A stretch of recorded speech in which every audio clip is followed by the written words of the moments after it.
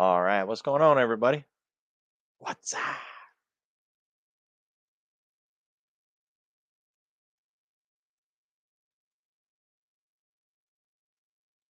Um, things don't sound right. Somebody want to give me a audio check? Make sure you guys can hear me.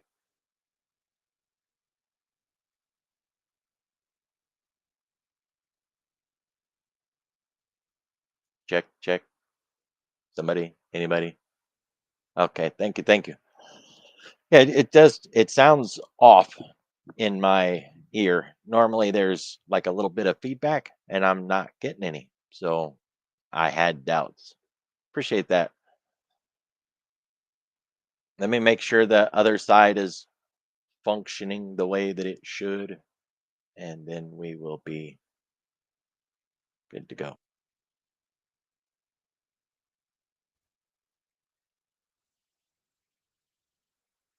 Yep, that's working. All right. How y'all doing?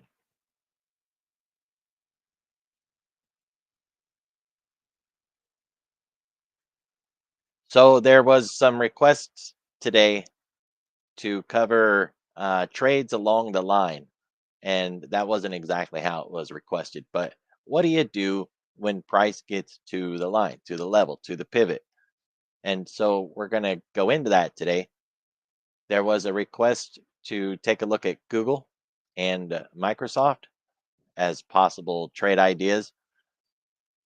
And then, we've got some smaller stuff, things like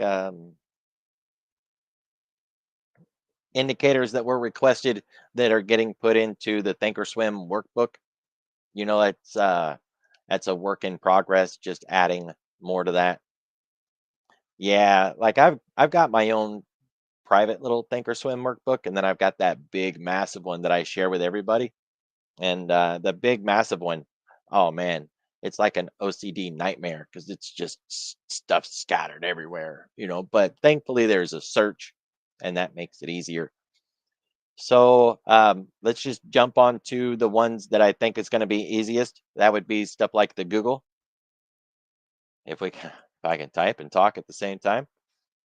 So it's not just what's the market doing necessarily, or what's Google doing. It is connected to everything, bigger picture. If the market isn't doing good, then neither will Microsoft, Google, blah blah blah, whatever, everything. So if you think that we're done and the market is done going up and we're not going to get anything else out of it, then you should probably look for shorts. But I'm not in that camp. I think we're going to get some short term weakness. Yes, we've needed a pullback for a while. We're finally getting it. But, um, every time we have these bricks in the wall of worry, they stack up and stack up and stack up, and everybody gets really scared. And then the plunge protection team comes in, plays save a hoe, turns the market around, and we end up not getting this big, massive crash and burn sell off that all the analysts are jumping up and down saying we're going to get. So, as always, could we get a downturn? Yeah, absolutely. I mean, it could get really ugly, right? But will it, or is it likely? I don't think so. To be fair, anything can happen. Now, I've been calling for this low in the ES, and on the SPX, it's a different number, but it's the same candle. It's the October 10th low, 65.50 if you're looking at the SPX. I've been calling for that low for a while now, and as we break each 50 level, I've been calling for the next 50. So from, 69.50, I called 68.50, and then 67.50, 66.50, and I'm still looking for 65.50. That doesn't mean that I think we're gonna, crash and burn, but we could get there. And once we get there, there's no saying that we're just gonna run right back up. There are a lot of things that need to be resolved, but we're not gonna have this government shutdown forever. And when that ends, we're gonna be looking at a market that continues to stay bullish because of AI and energy and a load of money coming in from precious metals that are still not done. So with all of that, I don't think we're going to crash and burn.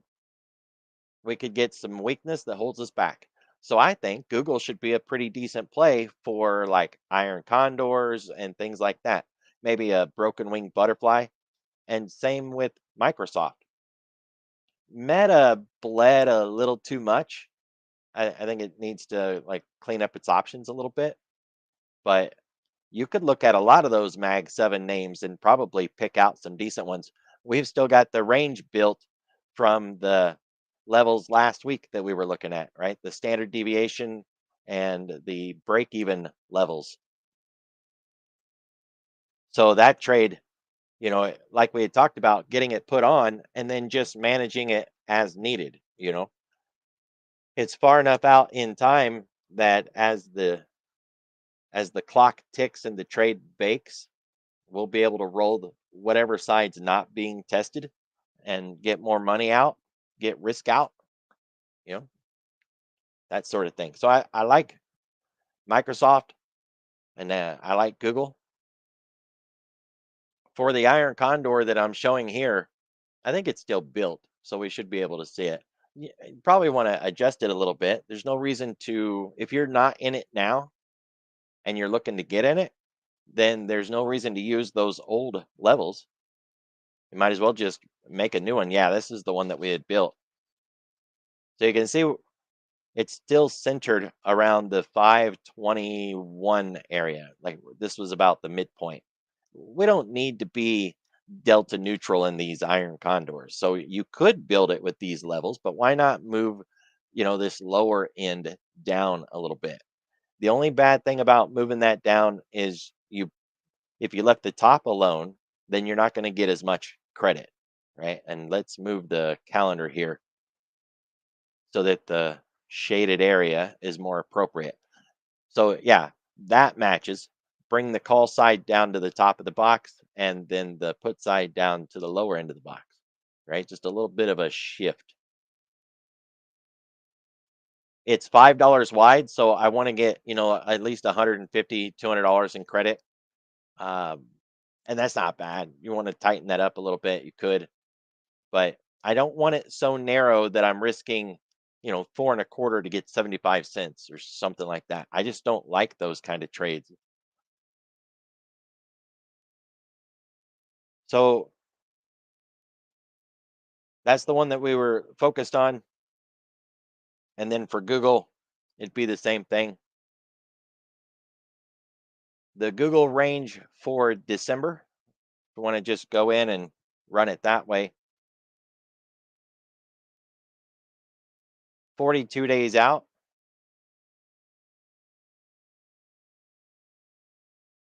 has a $28 implied volatility. Let's just round up and call that 30. $30 higher, $30 lower. So that's 307 on the upside, and it's 237 on the downside. We want to round that a little bit, right?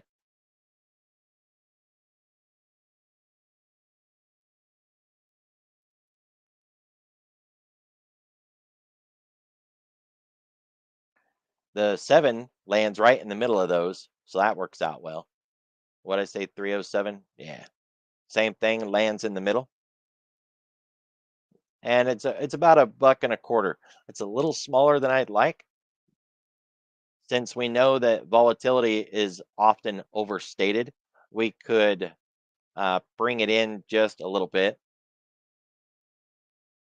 Don't need that gamma iron. Yeah, that's fairly wide. And we're hanging out the back a little more and we're in on the inside here. So we could tweak that a little bit. I'd say maybe 45, 40. See how that brought the bottom side up. And then on this end, bring this to 15 and bring that one to 10. That gets us a little closer there.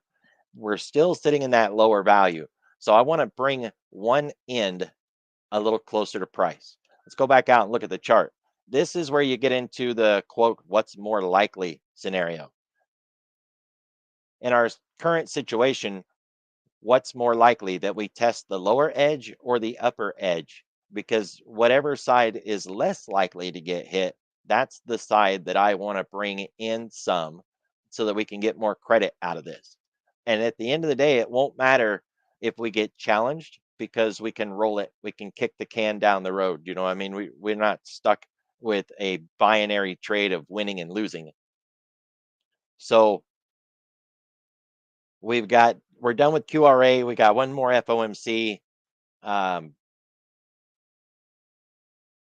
we could still see some solid reaction when and if not if really when they get the government back up and running. So there's some positives that could give us a lift back up.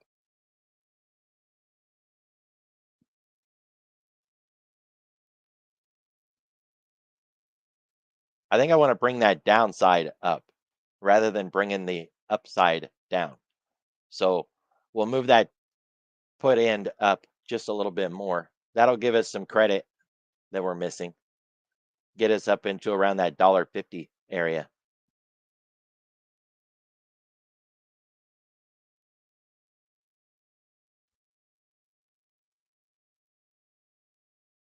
You know, 300 has been really good on Google, right? It's been that significant line in the sand.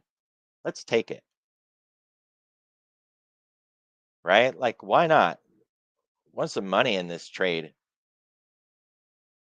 There we go. Now we're above that buck 50. I like that a little bit better. So that's the way I approach these swing trades, right? I examine what we have. Um, you know, when it comes to CPI, PPI, non farm payrolls, you really want to check to see if it's even something that we can get, right? So I've been using FX Street. Well, let me just fire all these off because these are the ones that I go through in the morning briefing. And, and that one that I use has a little asterisk next to ones that won't come out because the government is shut down. So you want to go to that site and check to see, and it's Market Watch. It's free, doesn't cost you anything. You don't need an account. Go to Market Watch and look at every economic event and see if it has that little asterisk next to it. If it does, then we're not going to get that data that you're looking for. So CPI next week has an asterisk. We're not getting that data, right? Pretty easy. Here is the web page that I'm looking at. And it's like I always say, one website, if you're looking at economic events, one is never enough. It sounds silly to go through three, four, five different web pages looking at economic events, but there's a method to my madness. This one only gets the biggest ones and it only looks at the US. So I like this one as a quick little, like, what's the big stuff? And if it doesn't have anything, like Monday, it said nothing scheduled, then I know that no quote big stuff is coming in on Monday. You go to something like FX Street, well, they have everything but the kitchen sink in that thing, right? It's got a lot of stuff, and you can change your time zone and you can really pimp it out. You can set alerts, do all kinds of silly stuff, but it's a way more in depth calendar. And I got to scroll through it and check the time. And, you know, you got to really kind of put a little time into this one. So I like it, but it's not a quick snapshot like the other one is. And this one isn't giving me any indication of which ones are open or which ones we're going to get because the government is open and which ones we won't. Other than it, I think it started using the NA. So if we go to next week and we look for that CPI, it probably has something like a NA over here. That's about the only indication I believe it's giving, which I mean, it's fine, right? It's better than nothing. So you just got to know what your calendar is showing you. Finance Juice is good, except that it always shows things in your own time zone. So for those traders who are newer and they don't remember what time zone, you know, and they get the numbers all screwed up, that one can be confusing. But I like this one because if there's something that shows up like the president talking, that one shows up here when it doesn't show up on the other ones as much. This one doesn't get them all, but yeah, Finance Juice can be free even with a free account. And I highly recommend everybody get an account there, even if you're only getting a free one. The reason you want to have an account, even if it is just the free account, is the ability to run the settings and have it remember your choices. I don't know about you, but I really don't care what Fox News has to say, or MSNBC, or CBS, or all of those guys, right? That's trash, and I don't want it in my news feed. If you don't have an account, you have to go in and keep getting that stuff out every day. But if you open a free account, then you can set your settings and you don't see all that trash, right? And it will remember your settings because you made an account. I have a paid account and I love it. I have a coaching client who has the most expensive account and he is just overwhelmed with it. He says it's just amazing, awesome. I don't have that, but I don't have a free one either. I'm kind of in the middle. So I have the pro, my client has elite. I recommend that you at least just get an account. It has Tick Strike over here, the free version, but if you paid for that, that's audio order flow, and it is awesome. I gotta say, it's absolutely fantastic. Minimize your browser, and you can just hear that thing firing off, and it's a good attention getter for when we get elevated market flow. That's sweet. And then, of course, you can turn the audio on to listen to the news rather than reading it. And it's not like a news website where they're just running their mouth all day long. They're only going to tell you something if there's something to post, right? So they voice it and then they stick it in the chat. So that's handy. I love this website, by the way. It does good work. So I'd say bringing the top end in on those calls to get more credit in this trade would be the way to go. And that's generally the way I look at things, right? Evaluate the risk, gauge what's most likely, and that's it. I put the trade on. I can't spend all day long wondering about, well, what if it doesn't work? And, you know, trying to avoid loss, like I see so many people doing, spending all this time trying to figure out ways to not lose. You can have the perfect signal in the world and the trade can still lose, right? Maybe that's just a little fatalistic, but that's just the way it is. So if the things that I need are there, then that's it. I'm gonna pull the trigger. Now, knowing that I can adjust the trade helps. To me, this is not a binary trade of just only winning or only losing. I can roll it, I can adjust it, I can add to it, and that makes me more comfortable about taking the trade. If it was just the two choices of winning or losing, I would be a lot more hesitant because I don't want to lose money any more than anybody else, right? But options trades, they don't have to be that winning and losing dichotomy. They can be it's not winning very much, but it isn't losing, or it's only losing a little. It's not a max loss, and we can adjust it and reduce that loss even more. So that right there would be good enough for me. I would throw that on. If the bottom got challenged, like we talked about last week, I would roll the top down to monetize those calls and then get a new position with them.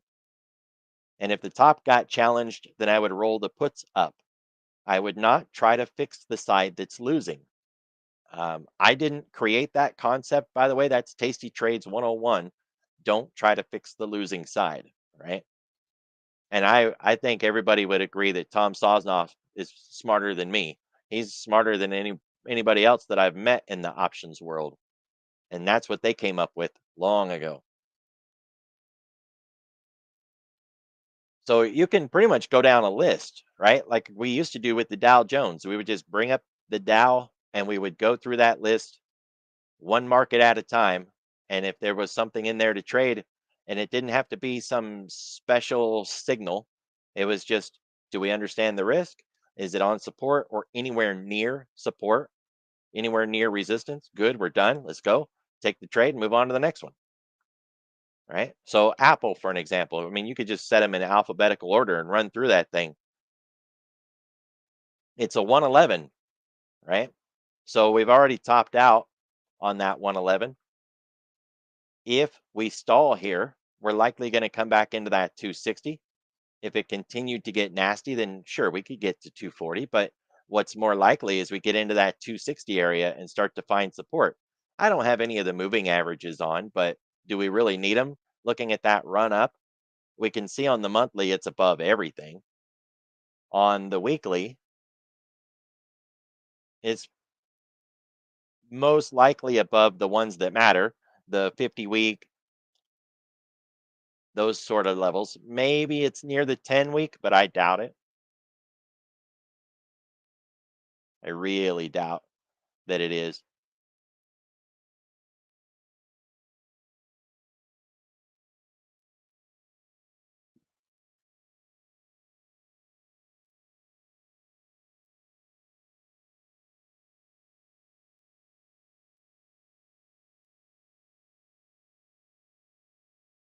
Yeah, no, see, it's nowhere near it. So, it's quote healthy or good. At the most, it's a little ahead of itself because of how far it got from the 10, but it's already working on that. It's got a pullback started just like it had one here and it had one there when it got a little too far away from the 10 week. So, a bit of a pullback, likely that 260 holds, 255, something like that.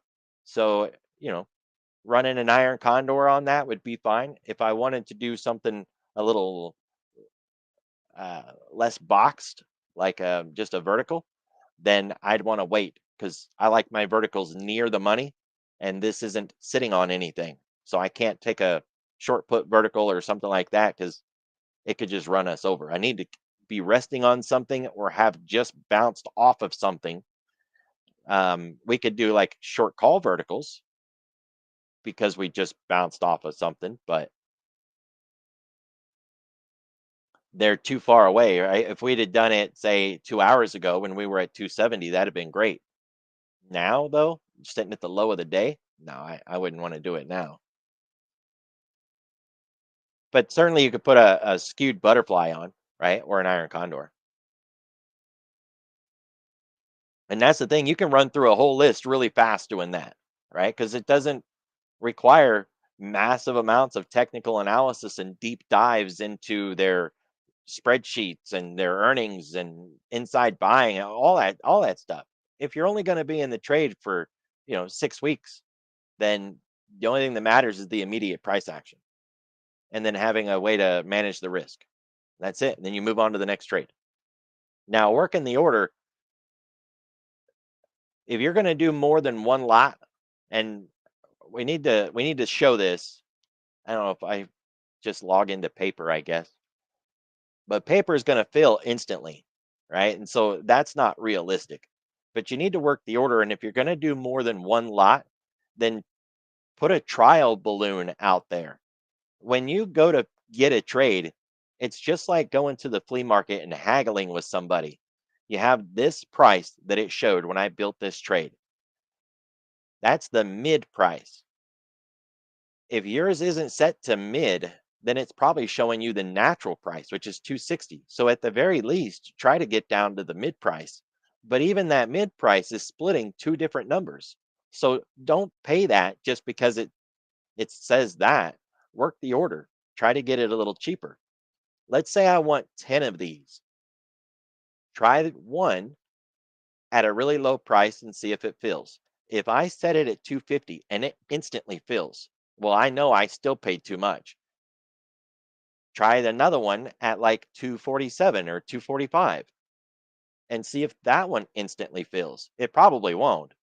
So then you work that order, maybe it fills. If it doesn't fill in like 5 or 10 minutes, then bump it up a few pennies.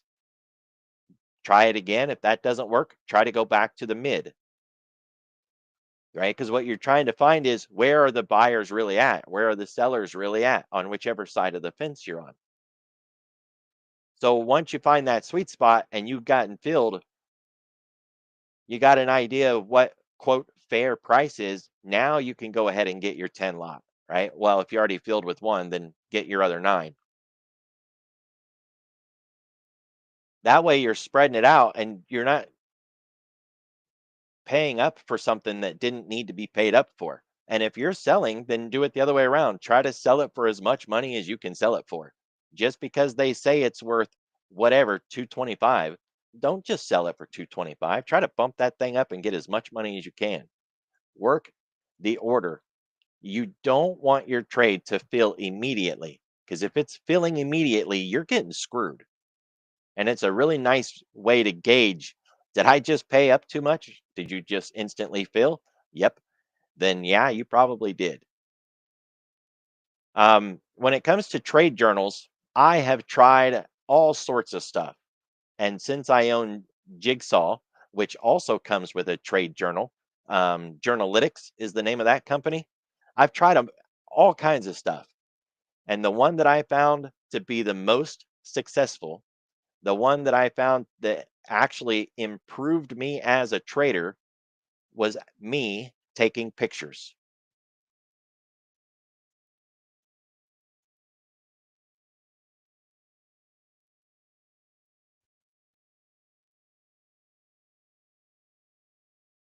I just noticed that the person asking the question isn't in the live stream. So he ain't hearing me anyways.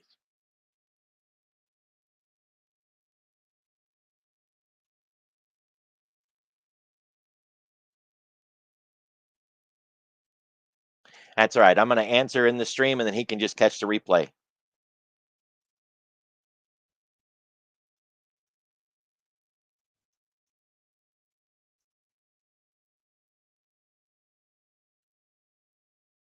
So the thing about those journal systems that are out there, and there's a lot of them out there, most of them are not quote journaling for you. They're just recording your trade. You got in here, you got out there, you lost this much, you made that much. Your average entry is blah blah blah. And I have found that to be completely worthless to improve me as a trader. Completely worthless. Plus the broker has all of that information and you can just download it from them. You don't have to take your time to type all that stuff out in a spreadsheet. Just download it from your broker. And yeah, I mean, journaling a trade, taking a picture of the trade, and then annotating and drawing on that picture. What was my entry? What was my exit? How much risk was there? Did I miss a spot to add more? Should I have got out sooner? What signal did I see that told me it was time to get out? What signal did I see that told me it was time to get in? Journaling by using pictures has been the most successful thing to improve my trading that I've ever come across, right? Journaling just by annotating a bunch of notes. If you go back 2 years from now and you look at a spreadsheet full of entries and exits and profit and loss, how is that going to improve you as a trader? What are you learning from that? So I like to take the trade, go back afterwards, take a picture, and then annotate on that picture. Now you can add information, right? If you're working on entries, then take pictures that really help focus on how your entry was. And if you messed something up in the trade or if something was wrong, that's your time to annotate the picture, point out what you can do better next time, and add that to the file. After a while, you can get a whole file full of different trades, right? Like the 111s or halfback reversals, 3 bar swing lows, whatever it happens to be. And then you can go back into just that one trade and see your improvement, see things that you've adjusted and see if they're better now than how they were. See your success rate, your frequency, how often are you getting the trade? There's so much value from journaling with a picture. And if you're an options trader, pictures are a lifesaver. Because if you're journaling your options trade, you need to know, hey, what was the delta when you got in? What was the volatility when you got in? You can just take a picture of the entire options chain and then go back and highlight the relevant sections so that you could point out this is how much volume that option had. This is the IV that that option had, and I filled for this price. That to me is a lot more valuable. Just having some spreadsheet that says you lose more in the afternoon than you do in the mornings and your win rate is blah blah, that I can calculate my own win rate. Thank you. Right? So,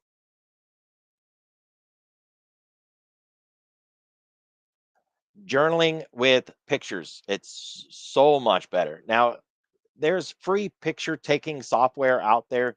I don't use the free because, as far as I was concerned, if I was going to spend money for a journal, then why not spend money for a picture program?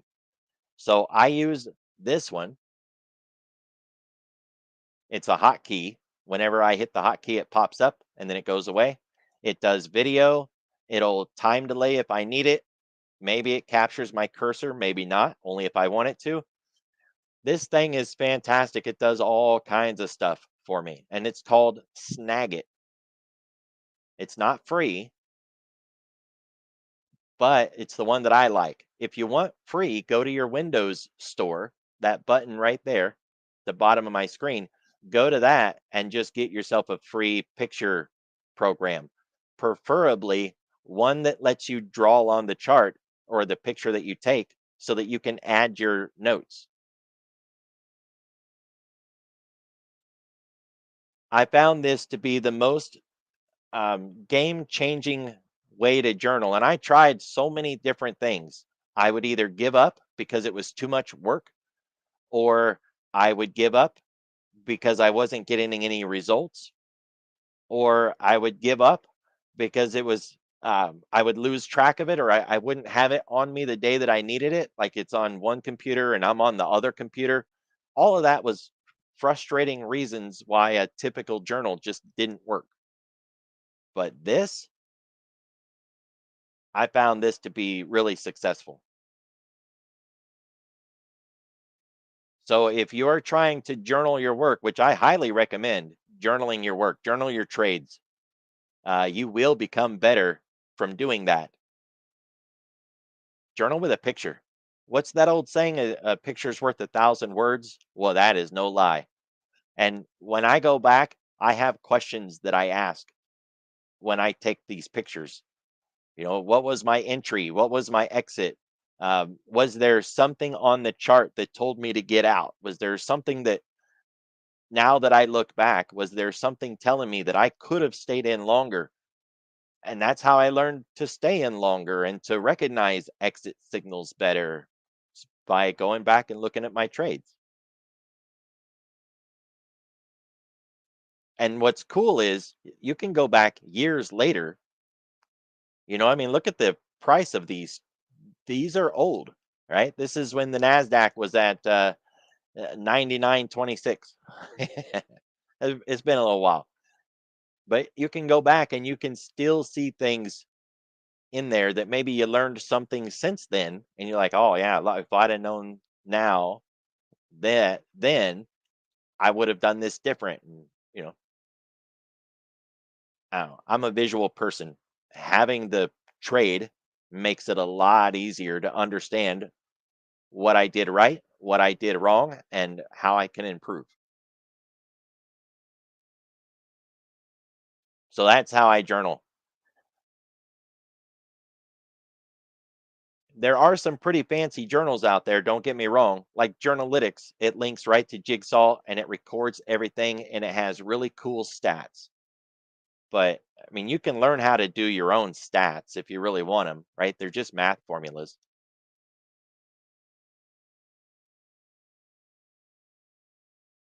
All right, so now we're going to talk about trading the line, whatever line, before we actually take the trade. And by the way, I'm logged in on paper. So if you see me do anything in this account, take any trade on this, it's paper.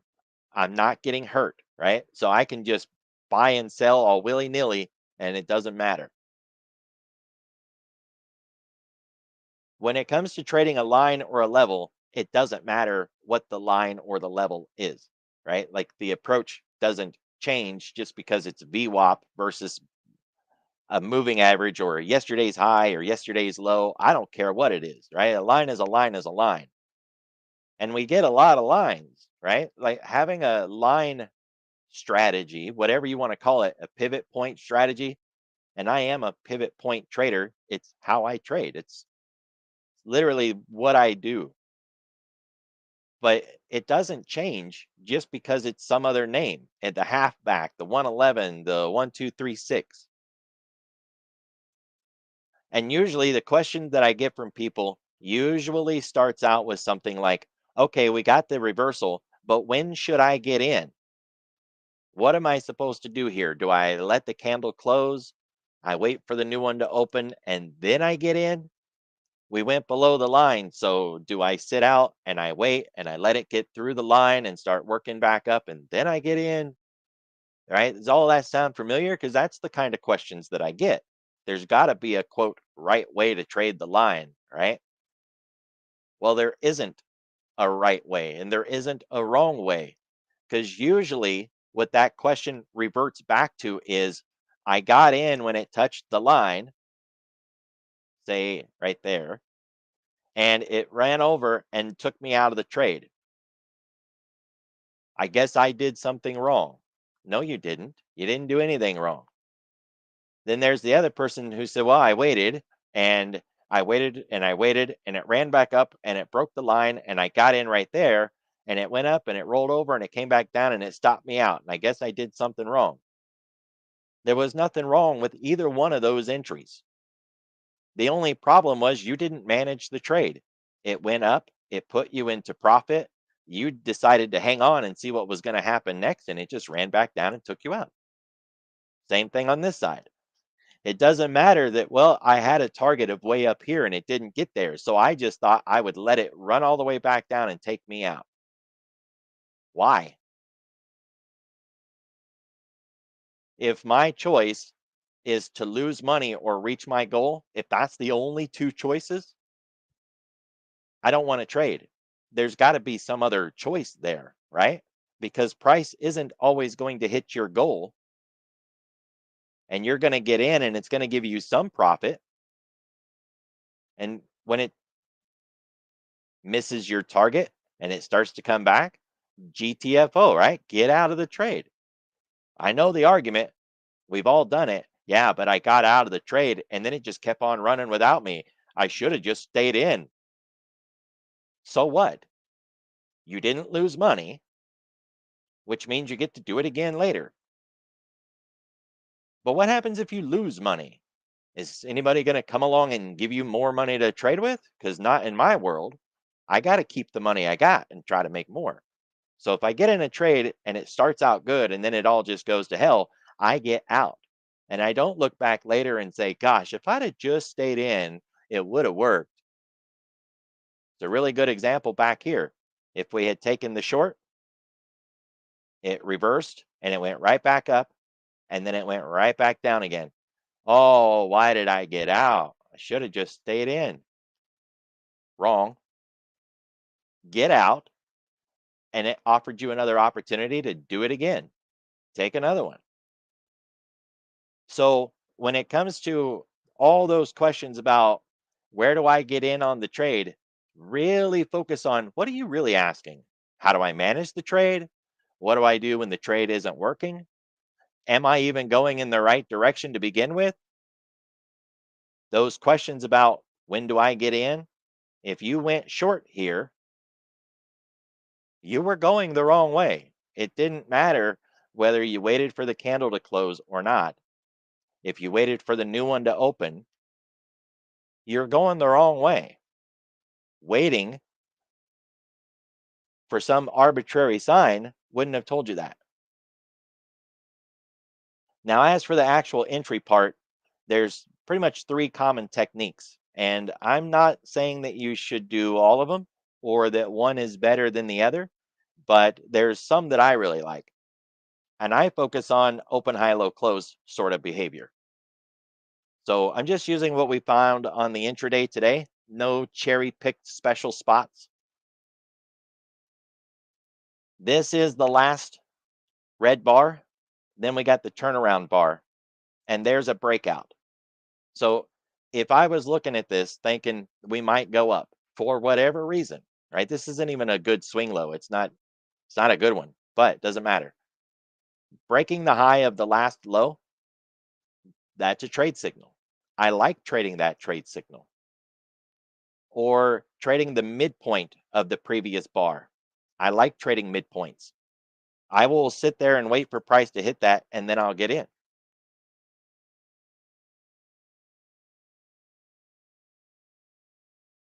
It still has no bearing on, but what if it don't work? Then it doesn't work. Getting a better entry does not mean that you're going to suddenly fix a trade system where you're losing all the time. Because if you go back and look at the losses, they probably were not losses because of your entry. I'm not saying that can't happen, but most of the time the losses wasn't because of the entry, it's because you went the wrong way.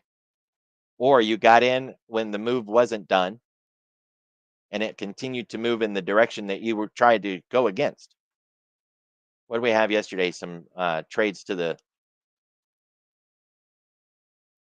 downside. We're going to go over to the live account and trade it here in a minute. But I just wanted to get all of those out of the way, right? If we're looking for the 111 and it gets to the 111 right there, that one bar. When price turns around and fails a breakout, this is the breakout we're talking about. When price fails a breakout, it normally fails at 111 and we come back in. And if you think that's going to be the trade, just because that bar got to 111 and closed there, did not give you a long signal. You would probably want to get a long signal first. That was one trade that I saw yesterday in the chat that didn't work. And when I seen it, I thought, why are you going long? There's not a long signal here at all yet. There's just a line where if we were going to reverse, that's where it would have reversed at.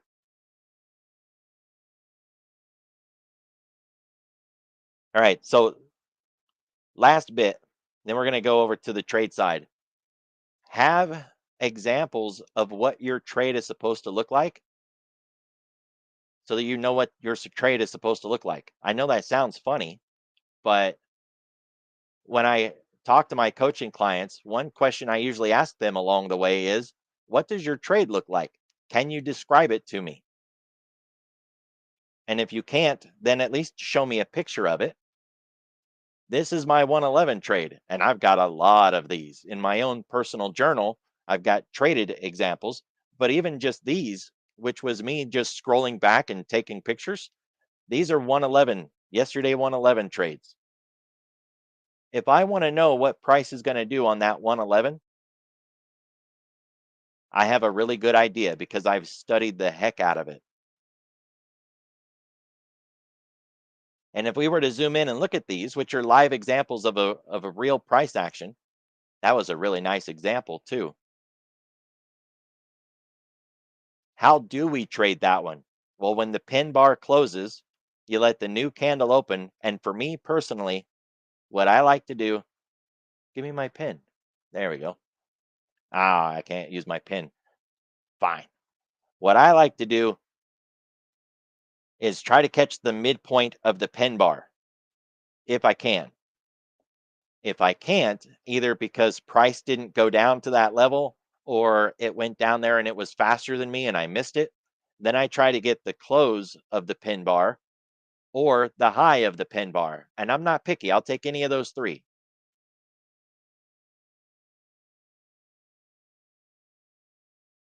That's a really, really common trade for me. And I made that sticker that's in the chat based off of this pattern, right? I made this sticker. It's not exactly what we're looking at in the picture, but it's pretty darn close. And I show right there with those yellow lines where the entry is, where the stop goes, all of it.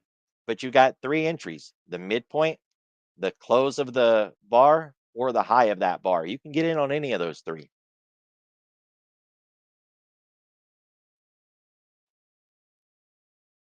And if you're wrong about price, right? Because we can be wrong. It's really easy.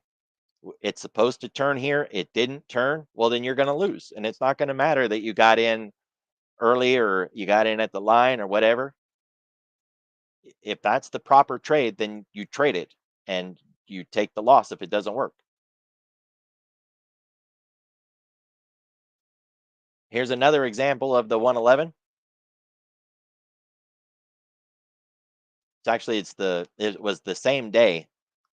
It was this day, but I zoomed in to get more pictures, right? So here's the high, there's the low, there's the 111. It's a two-bar reversal like a railroad or a tweezer bottom. The pattern itself is our signal to get a long trade, but you need that pattern to close or you don't have a pattern. I know that sounds silly, right? But if you need a doji, it doesn't count until you actually have a doji. In this case, we need the other bar to close so that we have the pattern. So I can't jump into that one early. It has to close, right? So once the other bar closes, now we can trade. And we could use the half of these, even though that never came into play. We can use the breakout of those. Either one of those would work, right? The same rules. It's not like we had to add something new to the system. Trade the mid, trade the close, or trade the breakout of that bar, and that's your trade. This same tactic, by the way, works for yesterday's high, yesterday's low. So this is day trading entry tactics, right? Not swing trading tactics. NBIS. So if I was looking at NBIS and I wanted to trade, I would trade this the way that we were talking about earlier with Google and Microsoft. I've clearly got a range right here, and we're not at the bottom of that range. We're not at the top of that range, and we've got earnings. And that right there says, nope, leave it alone. Why would I trade in front of earnings? I would not. Give me another stock. That breaks the rules. I wouldn't trade it. Okay, now that I will do. I will day trade it. So circle back. Let's come in here and look at it then. Because I'll day trade something that has earnings in 3 days. Who cares, right? It's got earnings in 3 days. It doesn't have earnings today. We got to get to the line. That ain't the right line. So let's start with what we had. We had this at the start of the day. Then we overshot. I guess that would be what we had. So there we go. We would just be into that level right there, right? What do we need?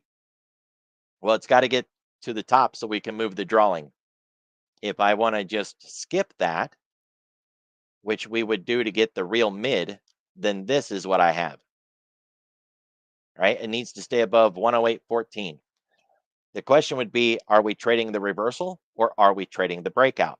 The entry has no basis on that question. You need that question answered before you go to take the trade. So do you think this is a long or do you think this is a short? If this is a short, we are just now getting the turn. Until that green candle closed, we didn't even have any reason to look for a short. This candle now needs to close so that we could say it's like a micro two-bar reversal or something like that. It did just close and it closed under the half. So if I'm looking for a short, it would be the midpoint of that red bar, the close of that red bar, or the low of that red bar for my short entry. If I think this is a long, then we could get long at any time because there's our pullback as opposed to getting long when it was still green. It at least gave us a little bit of a pullback.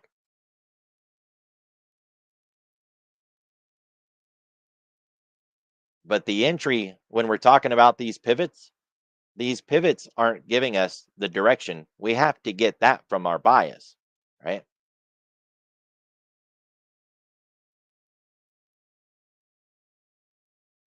So, with all of that out of the way, for all of you that continue to ask the question about, but what do I do when price gets to the level? Really examine what you're asking. Your analysis should tell you what price is supposed to do at that level. If your analysis says that we're supposed to turn at yesterday's high, then you should short yesterday's high. But you don't want to have some rule in the book that says every time I get to yesterday's high, I'm going to try to short it. That's a bad idea, right? Because just getting to yesterday's high is not a reason to short anything. Or every time I get to the 111, I'm going to go the other direction. That's a bad idea.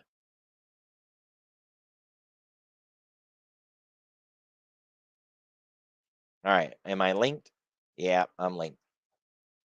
So I like to get in with the dome, but I do have this turned on at the moment so that if I click the chart, it asks what I want, right?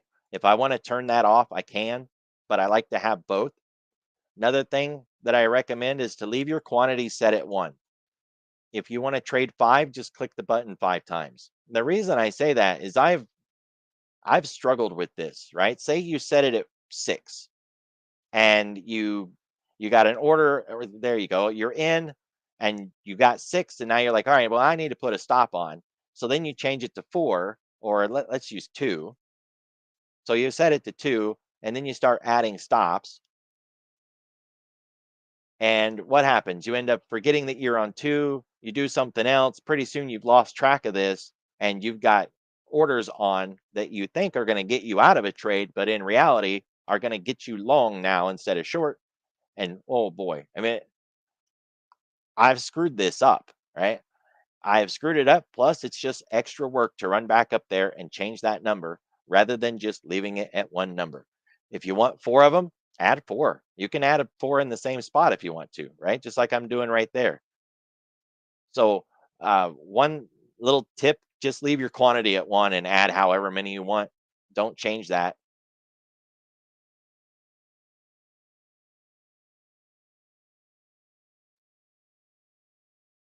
2, if you got the order on and you're running it like I am, you can move it from different spots. You don't have to sit there and, just do it on the dome. Get familiar with different ways to do it so you can do it from different places. Don't handicap yourself and stick it all at one spot. So what I'm doing here is layering these stops against this high. I basically put on a short that says I think we're done. We're going to go down from here and we'll just layer these stops in. Now that last one is actually a breakout into all-time high. Probably don't need that one, right? If we go up that high, then I'm already wrong. So let's bring it down here. How comfortable you are with your broker is really going to matter, right? This is where paper trading shines the most. How much can you negotiate your broker, get in, get out of trades nice and easy without screwing something up? If you can't, that's something to work on. Do what I just did. Jump in. It doesn't matter if it's a long or a short, if you're right or you're wrong. Just get in and push buttons and get to the point where you're comfortable pushing the buttons and that it's going to do what you thought it was going to do. You don't want to lose money because you push the wrong button. You really don't. It's bad enough when we think we're right and we lose, and that happens to all of us. But to lose because you push the wrong button, it sucks, right? It really just sucks. So get comfortable with your broker. Try different entry techniques. Use the tab, trade tab if you want to do it that way. There's no wrong way to go. So it went up, it broke again. I should have put a 111 up there so we could have done it, right? We just need lines that we can trade against.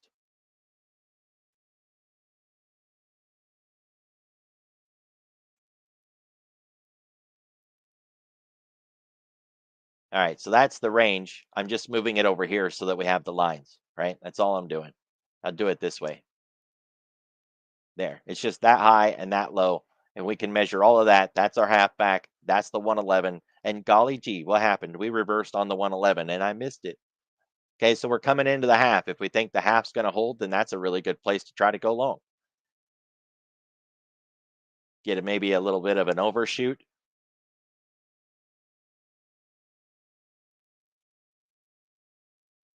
just in case it wants to get wild with me. Put some stops in there underneath, just, in case we get one of those stick bars. Those hurt.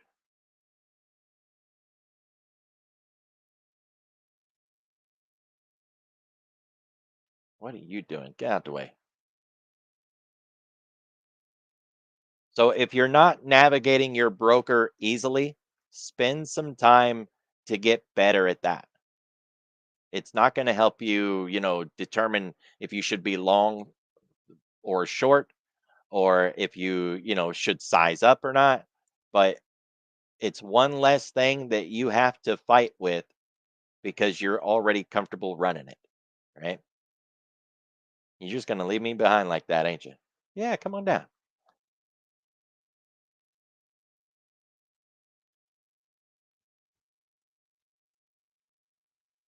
So this is nothing more than a discussion on pivot points. The pivot we're going to focus on is 1, 2, 3, 6, and what to do when it gets there, right? Or this halfback down here. I took a front run on the halfback, but otherwise I've got my order on the halfback. Is that what we should do? We should just identify a pivot and put an order on at the pivot. I'd say if you do that, you're going to lose more than you like, and you're going to need bigger stops than you would like. You really want to see how price acts when it gets to your pivot. Now, I'm doing this just so we have something to talk about, right? And I can stack them and layer them, and I've got my protection for the orders that I've got on. Just demonstrating that it can be done, and you want to think ahead a little bit. But what does the pattern look like that you're trying to trade? What's it supposed to do at the reversal point? We've got 1, 2, 3 in mind up here. I really like it to get there. We got a whole hour, and power hour is going to start in 2 minutes. So look for a little bit of elevated volatility, volume, maybe a spike in one direction or another, and then we could start to do something today. We've run up from that low really strong from 66.50, well, 55, whatever, 66.50 to 67.40. That's a nice 90-point move. And the last bit of it was a bit of a blow off top. Oh, I'm on the wrong time frame. Never mind. The 15-minute looked like a blow off top. On the 5, it doesn't look so bad.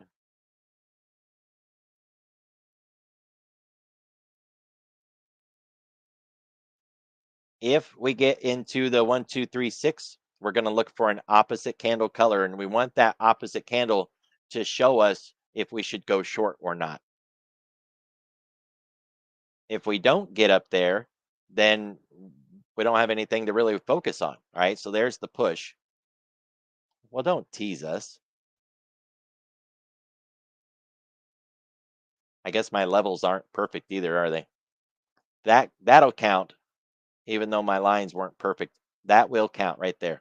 So there's our 111, 1, 2, 3, 6.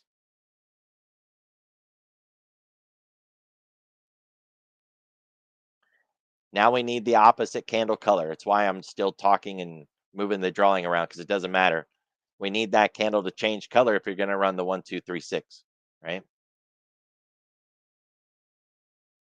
Where's this going? It's very likely going to go to 67.50. We're only at 42, so 8 points. I'm willing to risk 2 to make 8. There's our opposite candle color. So we could try to start getting in, around that 111. And I'm comfortable with coming back to 100. So if it does that, we'll take it. All right. So I'm in at 42, 41 and a tick, 3 ticks. Got to put some protection on here. Probably don't need that tight protection. It shouldn't come back to a 786. If it does, then I was wrong about being long, right? It's pretty simple, and it doesn't matter because that's the whole point. Your entry won't have anything to do with whether you're right or you're wrong.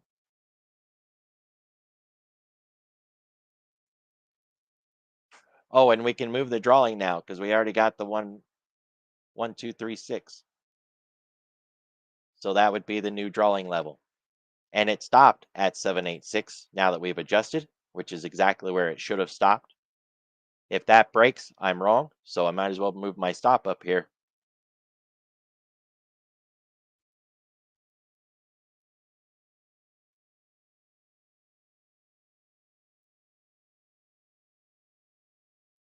Get a little risk out.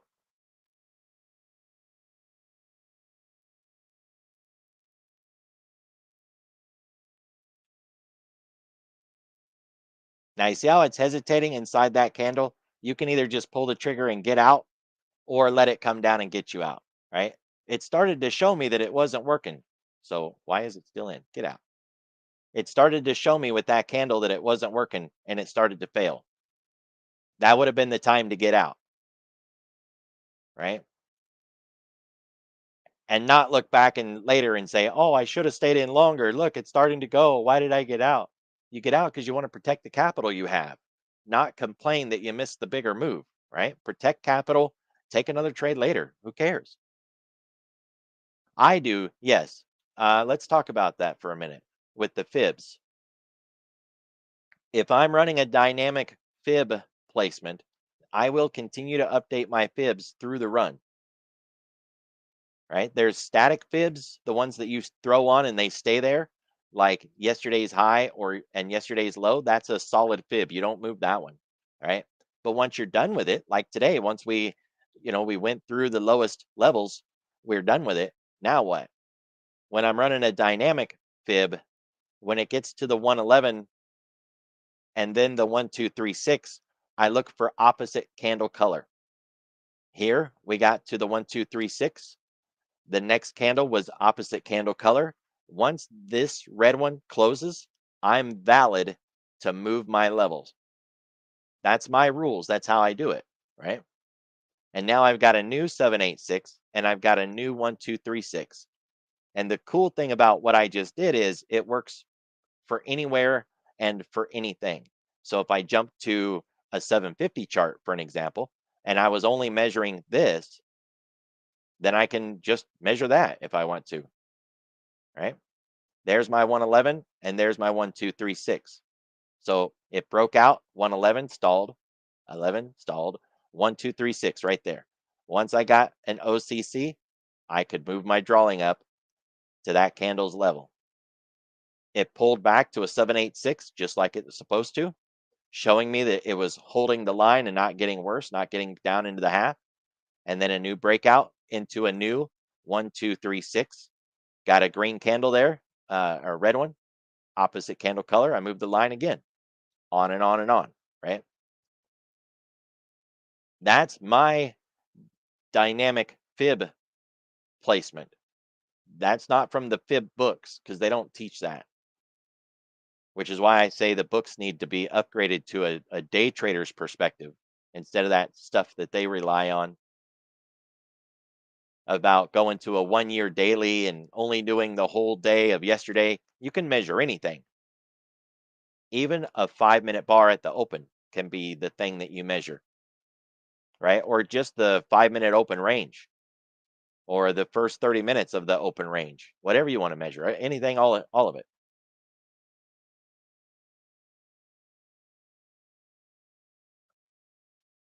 I want my lines up here, but we got to put them back because I deleted them, right?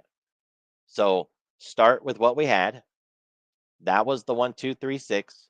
That's my opposite candle color. Now I can move the line and I can put it at the body, not at the top.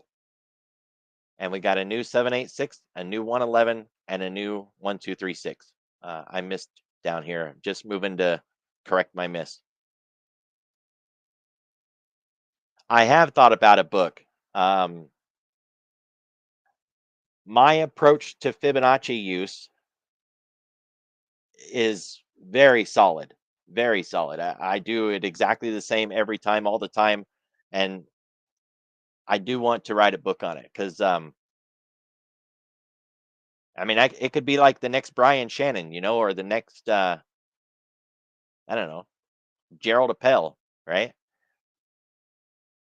My system works, and that's how I eat. I got to pay the bills, and I haven't been able to break any holes in it. I've tried to poke holes in my system. My system doesn't have any holes. So I'd love to write a book on it. I don't know. I stay so busy. It's hard to write a book, you know? Some little PDF is easy enough, but I mean like a book, it's harder than it sounds. But with AI's help, it's getting easier. And by help, I mean, paragraph sizes and indentation. You know what I mean? Like formatting, not having AI write the book because that's trash. I don't want that.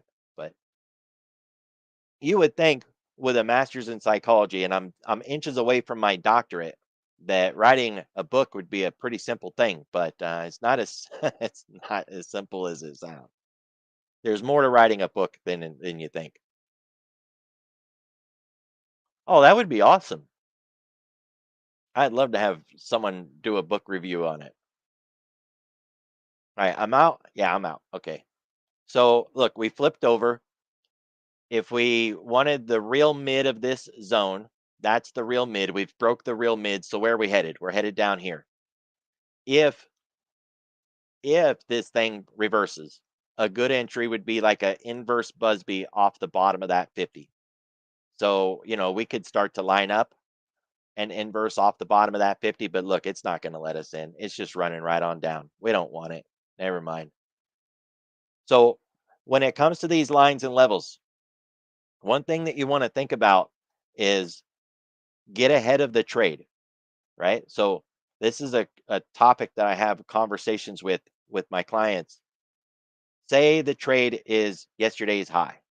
We had that level there. I'm going to cheat and just use this Globex low. We normally wouldn't do that, but whatever. So there it is, right? There's your, I don't like it. I said we were going to do it, but I just don't like it. So there's the 111.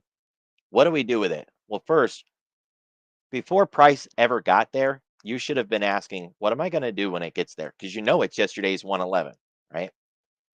While we are still way down here, you should be thinking about that 111.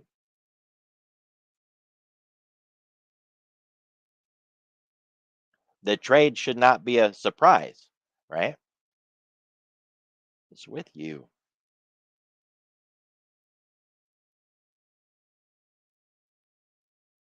You're broken.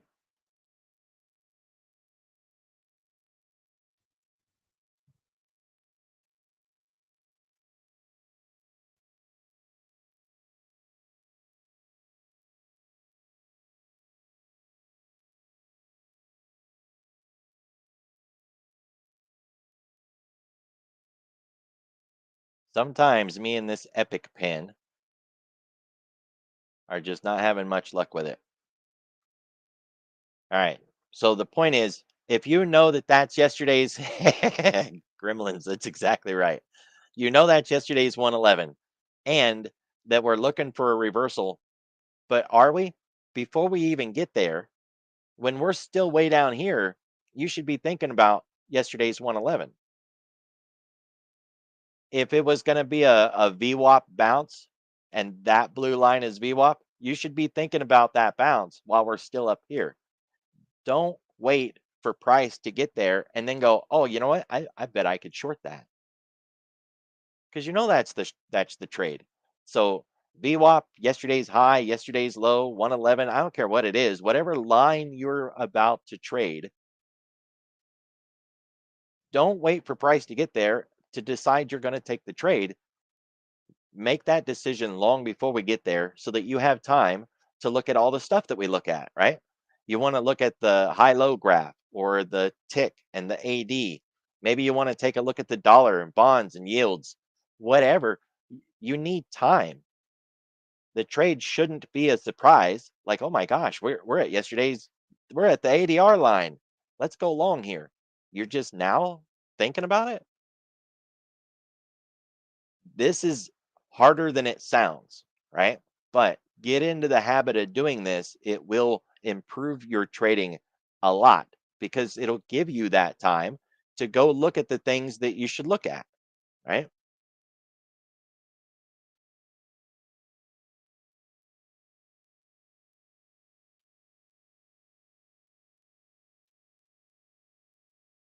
I like to know what's going on in the day. What's up with banks? What's up with the Mag 7? And before I go to get into a trade, I want to see what they're doing, right? Well, if I look up and the ES is right now at the 1236, well, I need to make a decision right now. I don't have time to go look at all this stuff. So I need to be looking at that ahead of time and be thinking, what do I want to do? So, one neat little trick, this is a great question to ask. Where do I want to get a trade?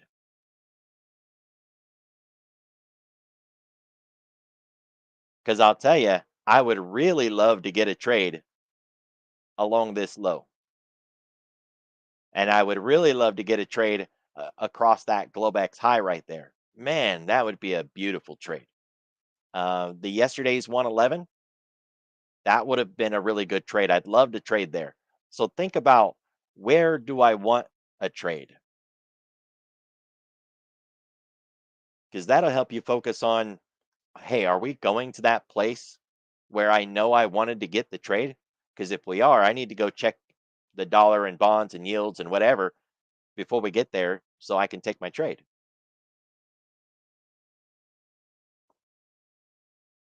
I don't trade this stuff. I'm not saying that you shouldn't, or that it's good or bad or whatever. I don't trade that because I don't see my trade there.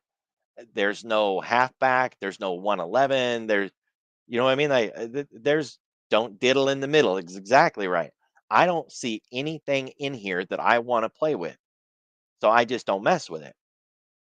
Now, there's the 111, right? Right at 10 o'clock when the new bar opened, we dropped down, got that nice little reversal. But how much is it going to give us? Back to the top, maybe. So we could have tried to look for 23. We didn't get it, but you know what I mean? Like, there's not even enough room in here to get anything. I don't want it. So I won't even be hunting in that area. But looking ahead and asking the question, where would I like to get a trade? That'll help you zone in on, are we heading to that area or not? And it'll stop you, hopefully, from trading trash, right? Because I think we've all traded trash at some point. I don't like it, so I quit doing it. But if you think you have to get a trade today, that day done talk that we were seeing in the chat, that it's a two-edged sword. I've got clients who say, I want to make $100 a day. That's not asking for too much, right? A measly $100. It's all I want to make. And so they'll make that their day done goal. And they'll say, well, I'm going to keep trading until I get that level. That's a really bad idea. You're forcing yourself to keep coming in and getting after it until you hit that level. What if it's a bad trading day?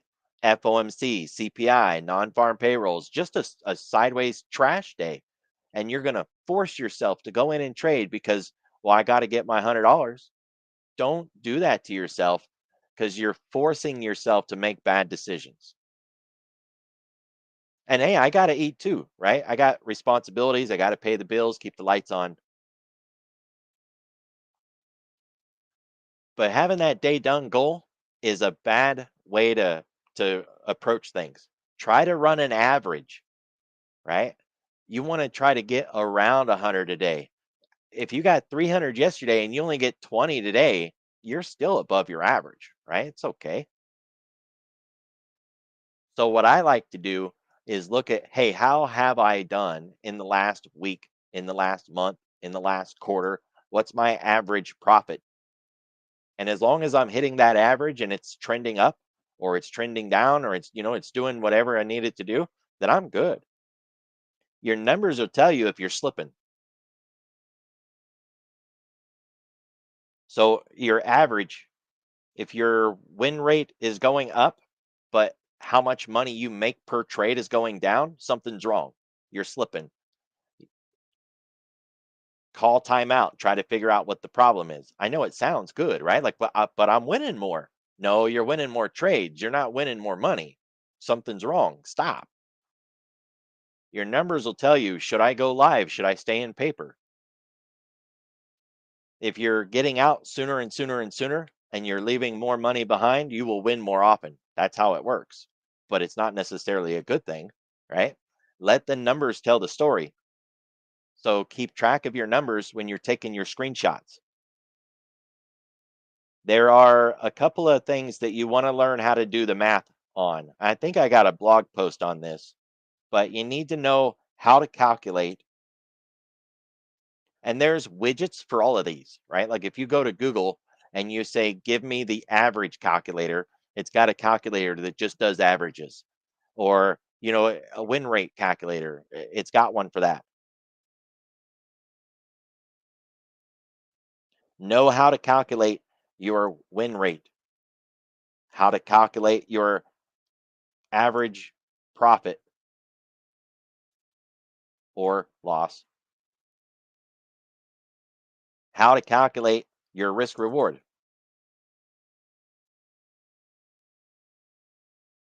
If you know how to do those, then you don't need a fancy, expensive journal that's going to calculate your win rate, your average profit, and your risk to reward. Now, the numbers will steer you in the right direction. So if your historic risk to reward, which is what you're actually doing, doesn't match your strategy risk reward, what you had planned on doing, let the journal show you where you're wrong. If you're planning to hit 6, but you continue to hit 2, that's bad. The reason it's bad is because if you're planning to hit 6, you're probably willing to risk 2, but you can't risk 2 and then make 2 because now you got a 1-to-1 risk to reward, and that's not a good thing.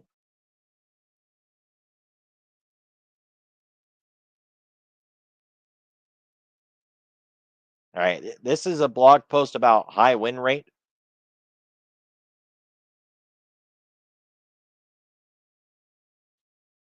And it's a discussion about, winning isn't really the goal, making money is. The only thing that you have under your control is how much are you willing to lose? We don't know how much we're going to actually make. There's the Day Done article.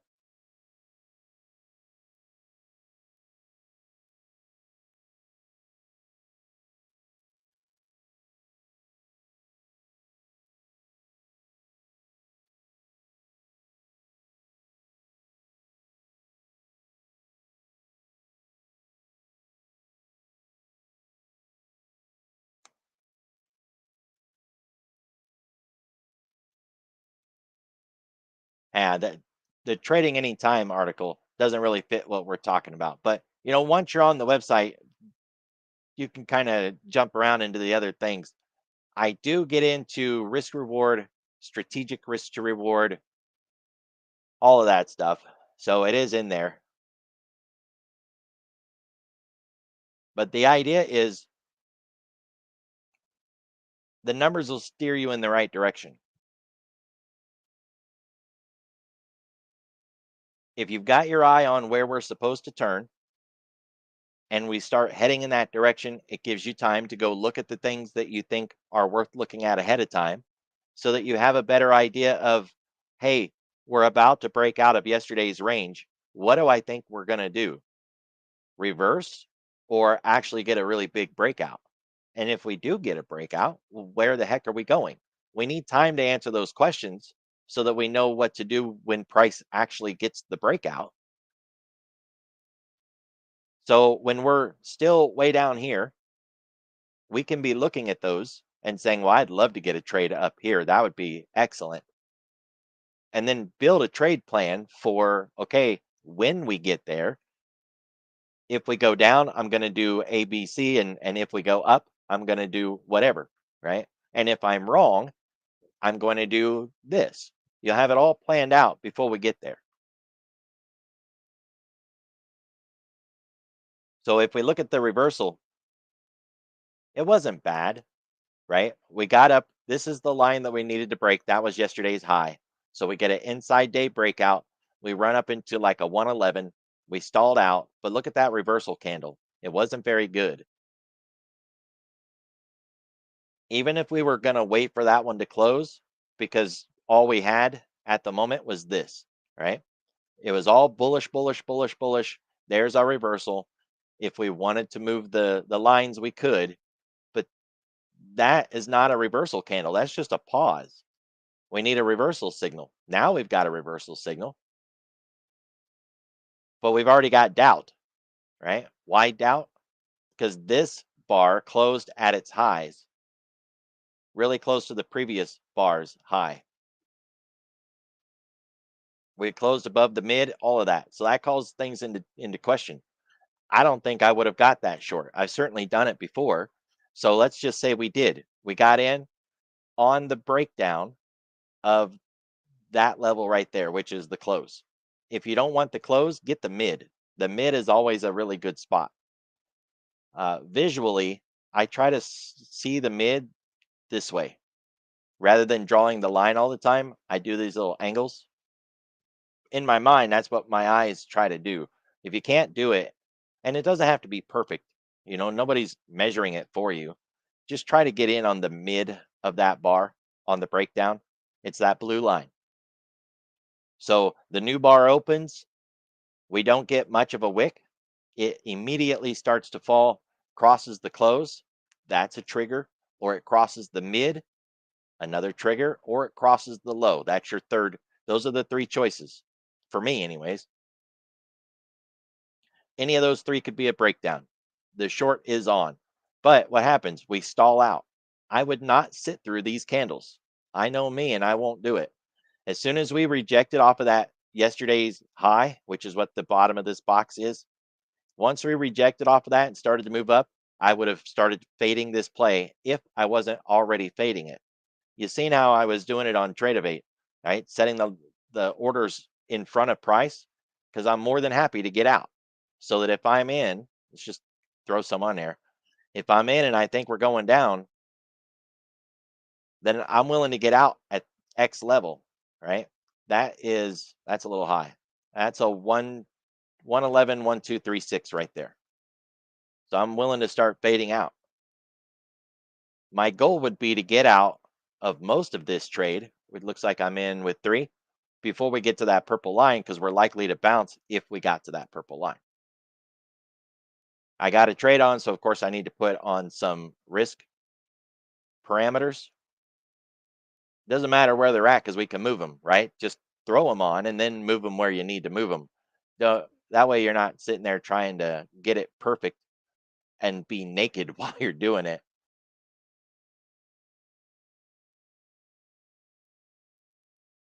And I'm just using the high of that bar, right?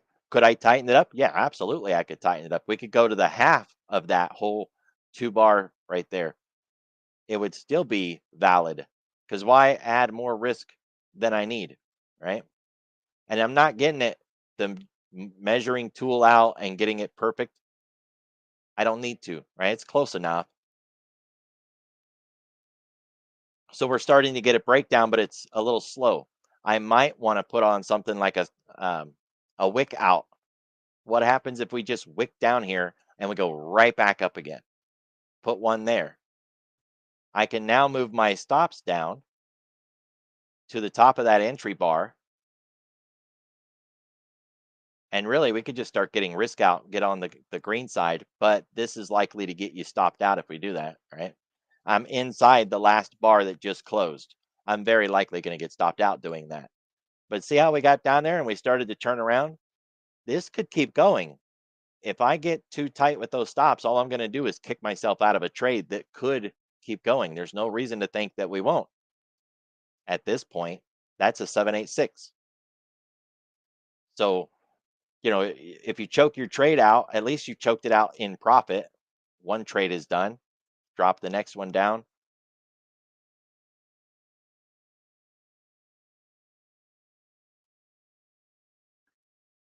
I'm really glad to hear from you, buddy. Where you been all week?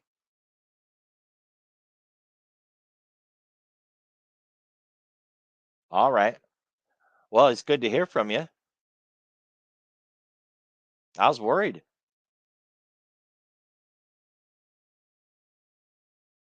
Yep. I've been seeing you in the morning. I knew you were still alive.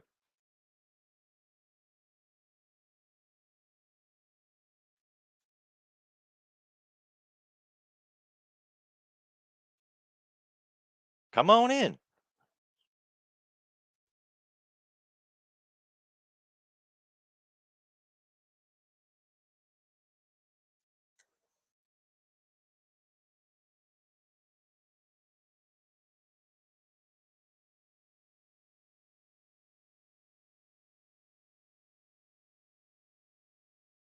Yeah.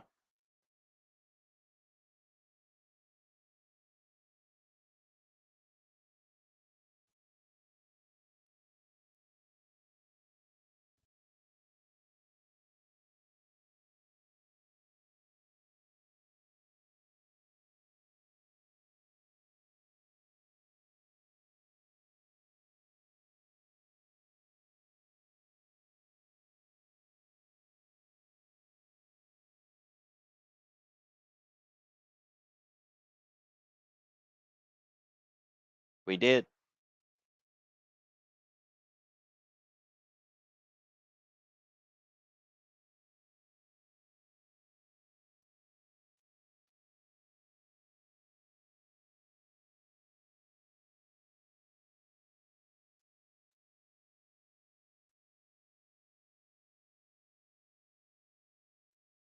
I believe equities are open all week next week, guys.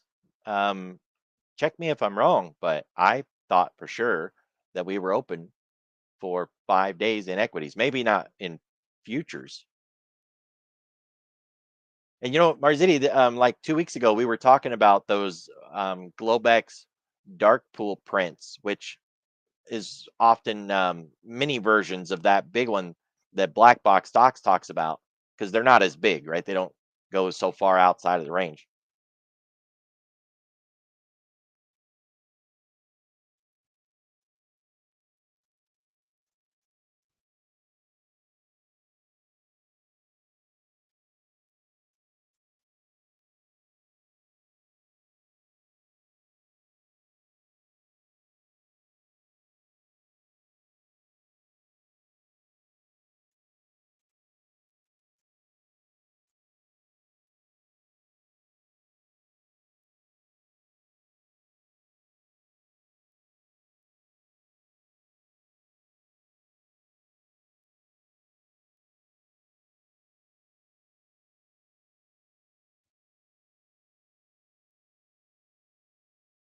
I know a trader who spends his morning between 6:30 and 7:30 marking out on the Mag 7 any of those prints.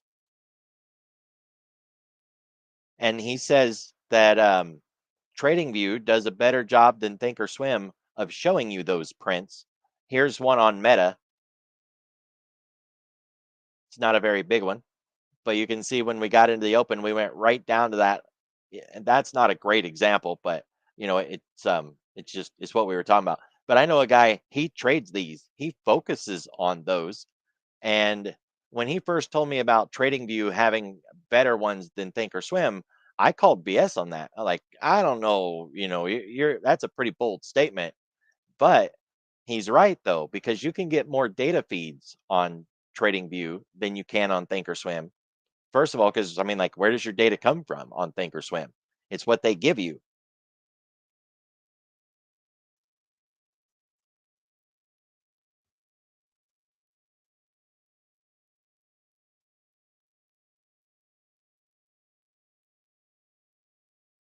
So I have both platforms, and I went and I checked, and I did not see a difference between the two. So again, I went back to the source and said, "Hey, dude, why do you have lines that I don't have?" And he had different data sources than I did. So that got me looking into TradingView's data sources, and it's been so long now, I don't even know what I have. But I'm going to take a picture and show you guys. I bought what he told me to get so that I had the right data to see those extra lines. Um, I'm not saying you need those extra lines unless you're going to use them. There's no reason to go buy them, right? But let me just show you what I get. I have my billing history here, and it's not going to be some extra big nasty stuff. It's $10 a month. I mean, that's nothing. Hide my transaction details. You don't need to see those. There we go. Put it in the chat.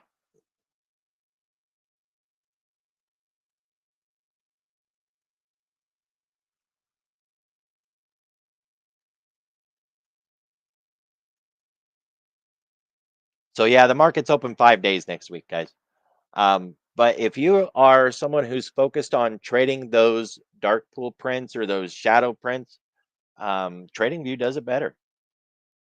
Funny thing is, I used to go in and edit my Thinkorswim to eliminate those lines because I didn't like them. The silly stuff we do.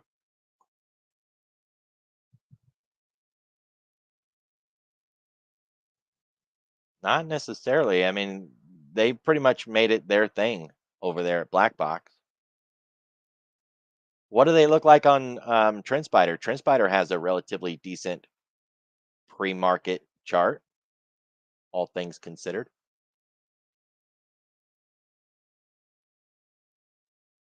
So yeah, that would be another one. We were talking about how people trade when price gets to your pivot or to your line. There's been a lot of questions on that recently.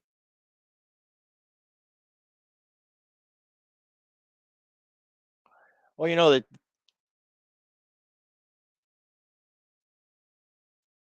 now getting in, not getting out. Getting out's obvious. Yeah, you GTFO.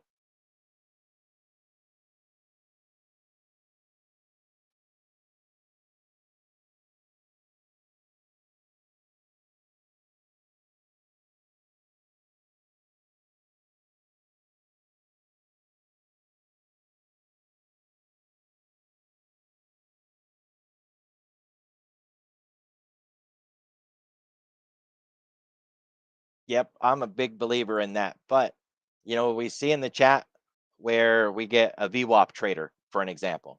And the strategy is, well, when we get to VWAP, it's going to bounce, or we're going to get to VWAP and it's going to break.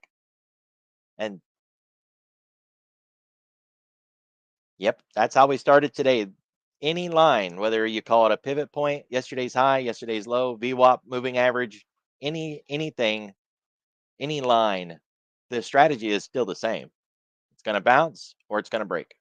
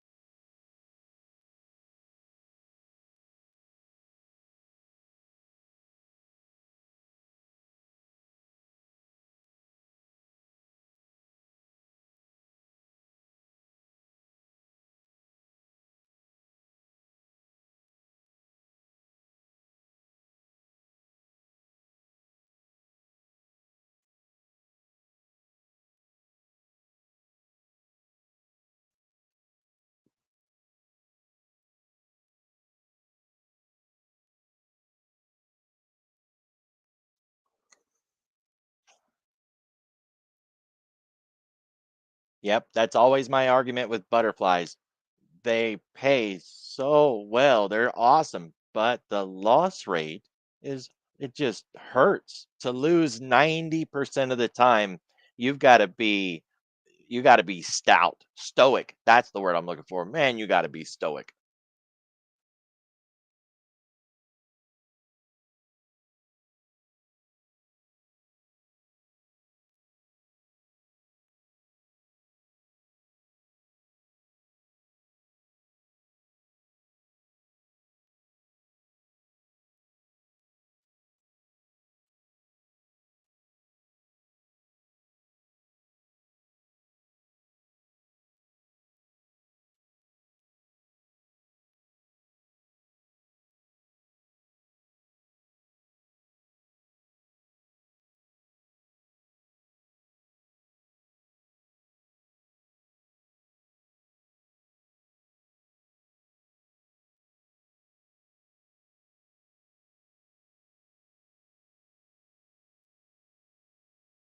So one of the things, guys,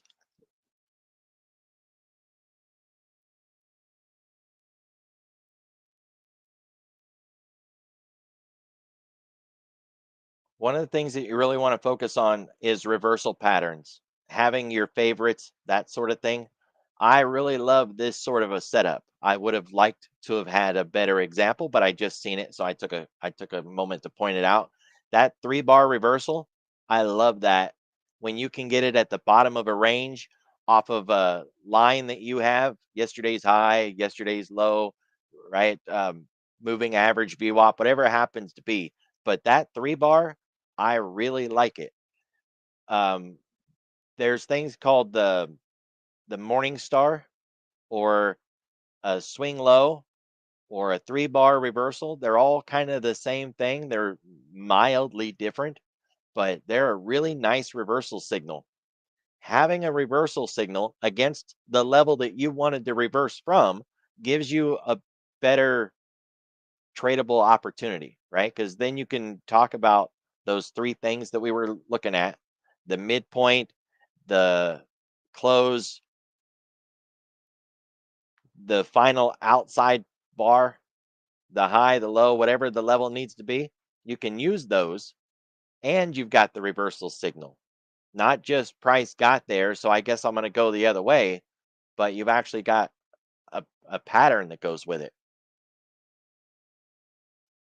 That's where Discord can come in really handy too, right? Like they ought to just pay me to be a Discord seller. Except Discord's free, so they wouldn't get anything out of it.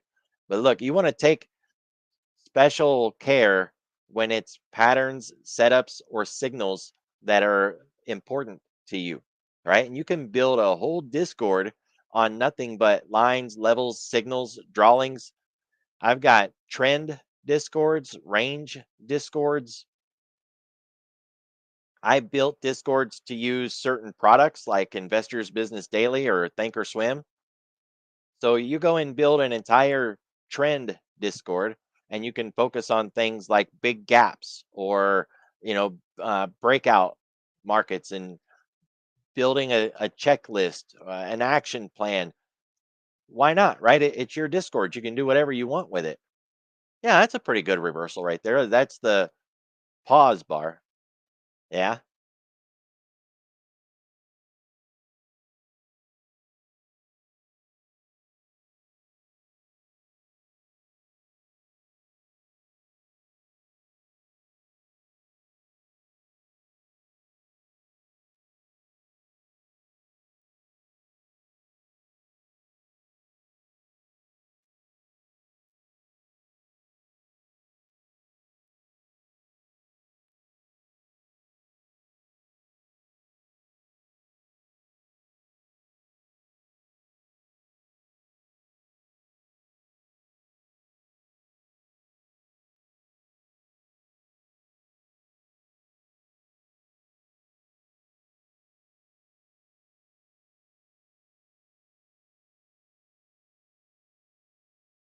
So you really want to get to the point where you have these recognizable signals and it's at a level that you want to trade. And remember what we talked about: getting picky and thinking ahead about where you want to have a trade rather than where you find price and trying to figure out if you should trade it where you found it.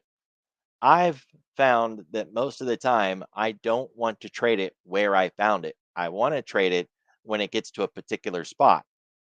I love tick charts, by the way. This is a 2500 tick chart of the ES, and I marked out the intraday low and at the time the intraday high. Then we had a breakout and we got a new high. But look how price responded to those previous levels. This is just a normal day in the neighborhood, right? There's nothing special here.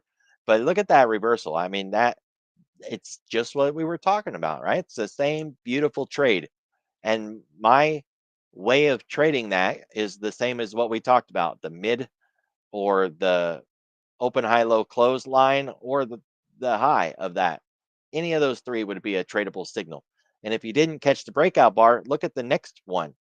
It also came back to the mid. So you could have got in there, especially if you stopped yourself out, right? Plus, since this is a swing low, we look for wicks on the low of every one of these bars. So if you are looking to get back in, let the current bar close, let the new one open, look for the wick, and then catch the ride on the wick.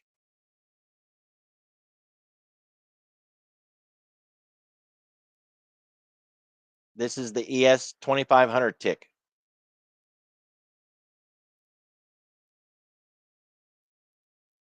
Yep.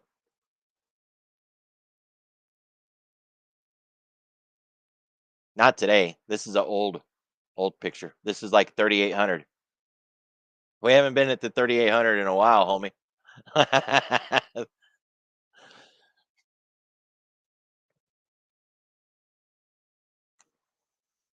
Back then, we would move 8 points a day, 12 points in a whole day. So, different world. No, it wasn't.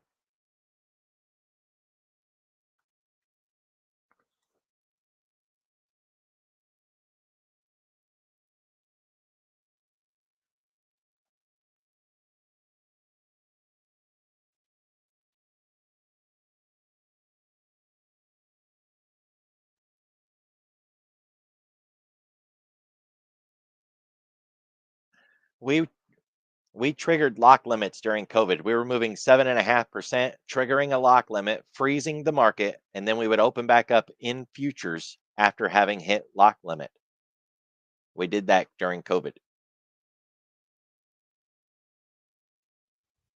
And then they removed them. They removed lock limits for the afternoon session during COVID. All right. So here's that same chart, same day. It's just later in the day. We ran back up. We had a different pivot. Notice I'm just marking out turning points. That's a pivot, right? That's in basketball parlance. If they were running in one direction and they turned and pivoted, then they just turned and went the other direction. Price turned, it left a pivot. I marked it. Price came back down and touched the pivot. Didn't necessarily mean it was tradable, especially with all that trash, right? That's not a tradable signal. But look for those swing lows or swing highs because after a swing low, you expect those wicks. If you're waiting for a candle to close to get in, not that I think waiting is necessarily the right way or the wrong way to do it, but if you're waiting for the candle to close, keep in mind it should wick if you had a swing low, or it should wick if you had a swing high. So count on the wick being there. Otherwise, you're going to get in and it's going to wick and take you out, and then it's going to run without you. And that sucks. Nobody wants to get wicked out and then have it run away without them. Liquidity resides on the other side of the pivot. I haven't said that in a while, but that's a mantra that I firmly believe in. It's not uncommon for price to pass through the line that you drew. So if you do mark yesterday's high or yesterday's low and you see price going to yesterday's high, don't expect it to stop at that pivot because liquidity is on the other side. It's supposed to go through that line. I know there's a million examples where price stopped right on the tick and you're like, "Oh, that's just so beautiful." Yeah, but don't count on that because that's not cool. What's cool is when it overshoots the way it's supposed to, and then it gives you a nice reversal signal, and then you hop on and you ride it back in the other direction. And if you're wrong and you thought it was a reversal and it stops you out, you didn't do anything wrong, right? It was worth a shot. It didn't work. Like, okay. I mean, that's the way it goes. There's no way to eliminate loss. If the trade looks right and it's the strategy that you're supposed to trade and it sets you up for the trade and you take it and you lose, you didn't you didn't fail. The trade just didn't work. And that happens. We can't eliminate that. No matter how much I would love to, we it just can't get rid of them, right? There we go. That's what I was looking for. I knew it was around there somewhere. Try to grab as many examples of the thing that you want to trade as you can. The 111 from yesterday is easy because you can just go back and mark yesterday's high and low and project the levels. But what if you want intraday levels or even intra range levels like that? Right now that I'm zoomed out, you can see we had levels here that we could hit, and these are all inside of a bigger range. You can mark out anything as long as you can find your trade there and it gives you something to study, something that you can go back and look at later, then grab it as an example of something to study to go back and look at later. It's a big argument that I make about what does your trade look like? I can draw mine because I see the darn thing in my sleep. But if you don't know what it looks like, how are you going to see it on the chart? And I think that's a very fair question. What exactly are you looking for? And most people that I ask that question to who are struggling as traders can't answer me. And I think that's why they are struggling as traders.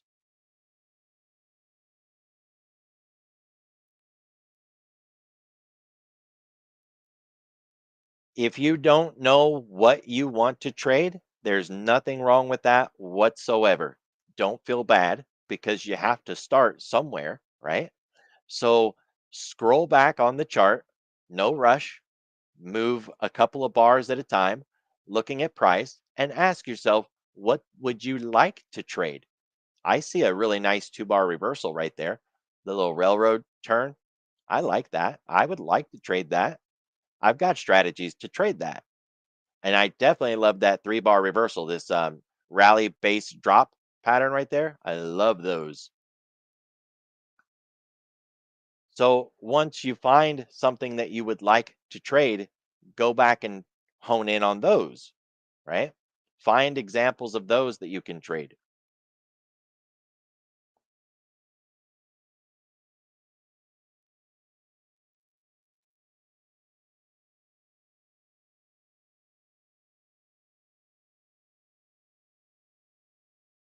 This is the swing topic. I was headed here, but we had things to stop and look at along the way. There's a lot of candle patterns out there, and it can become very complicated. This is your typical standard swing high, 21012, and it comes in different shapes and sizes. Some are more easily traded than others, as you can imagine. I like this one the best, the one on the far left, but you know, they're all for a swing high. But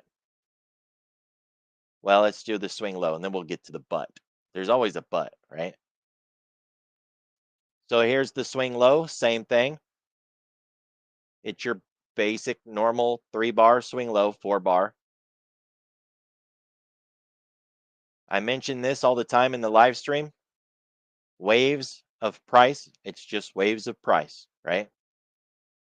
That's reciprocation in a nutshell. But what happens if it's a non-standard swing high? So here's your complex non-standard swing high. And there is also, by the way, a non-complex non-standard swing high. How you like to bubble around in that one?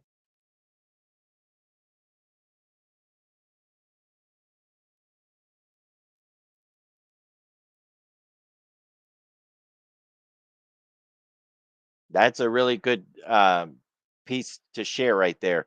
So for anybody watching the replay, this was just posted. And I agree with this because I see it in the chat a lot. When I ask somebody, why did you take that trade? Oh, I was just, I felt really bullish. It felt like it was going to do this. I thought it was going to do that. That why?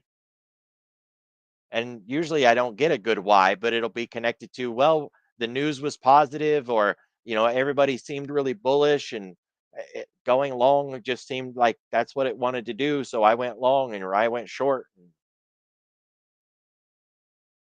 Yeah, I agree with that because I see that a lot in the chat. So there are a lot of different things that we can trade. So many patterns and signals, and the textbooks are not really helpful. I gotta say, they're not as helpful as they should be. What I think is way more valuable than a textbook is to go back and look at a chart. Let's get all my scribbles off of here. Go back and look at a chart on one time frame. Mine is the 5 minute, but you can use whatever time frame you want. I promise that's true. So never doubt yourself and say, but I'm using a 3 and you're using a 5 and I don't know, I think mine is wrong. If you like the 3, use the 3, use the 2, use a 30-second. I don't know. Whatever you like, it'll work, right? Cuz the question is, can you read the candles on the time frame that you have? The reason I use the 5, I do not trade the 5. I use the 5 for my analysis. I use higher ones too, and I use lower ones. But if you look at what I throw in the chat, it's always a 5 minute picture. At least I try to make it always a 5 minute picture because I'm trying to consistently show you the same signals over and over and over and over. If I show it on a 15 and then a 5 and then a 2 and then a 20, it's not going to look the same. It's not going to behave the same, and the outcomes are different. So look on the chart on the time frame that you use and find examples of something that you would really like to trade. Because once you find it, I guarantee you there's a way to do it. You just have to know what you're starting with.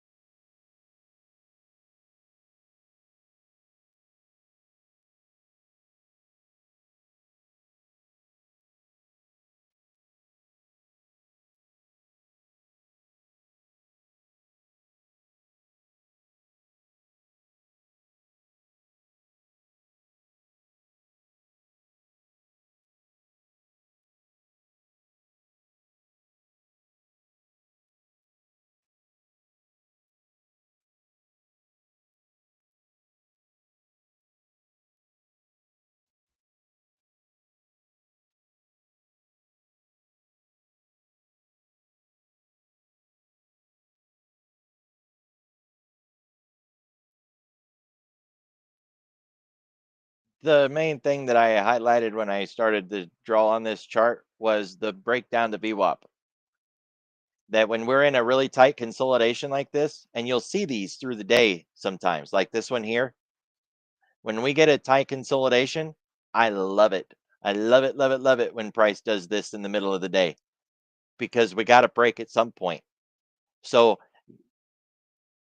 yep. And if we leave the box, we're going to VWAP. I love that trade. Oh my goodness, I love that trade. That one went really fast. It went so fast. You would have had to have been waiting on it, or you'd have already had to been in it. But this one back here, that was a really good reciprocation trade. It was going to give you the next leg higher, right? So you just mark that and then send it up. That'll be your next leg up.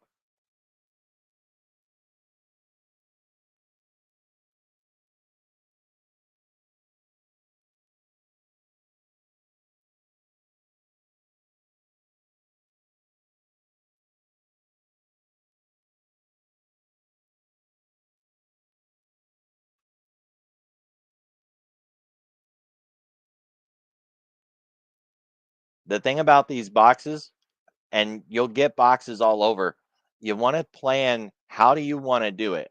Now, everybody is right until the box breaks. I've said this in my morning streams quite often. When we're in a range, you don't know you're wrong yet. So shorts can get in, longs can get in. Who's right, who's wrong, who knows, right? So, what I like to do, this is my approach.